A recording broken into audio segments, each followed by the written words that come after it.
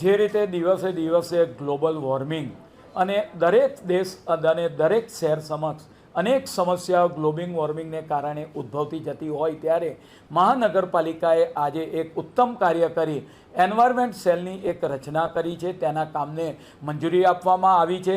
Environment cell અંતર્ગત સિટીની અંદર આવેલા આપણે વાત કરીએ કે પાણી, હવા, તદુપરાંત આપણે વાત કરીએ કે જમીન, આ ત્રણેય વસ્તુ છે એને રિલેટેડ કામગીરી કરવાની એન્વાયરમેન્ટ સેલે રહેશે।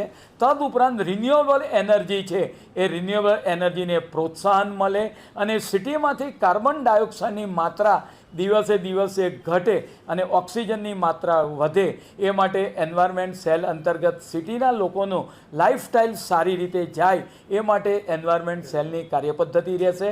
તેની અંદર એન્વાયરમેન્ટ એન્જિનિયરો મહાનગરપાલિકાની અંદર 6 જેટલા એન્વાયરમેન્ટ એન્જિનિયરો માસ્ટર્સ કક્ષાના છે તે લોકોનો આ સેલની અંદર ઉપયોગ કરવામાં આવશે।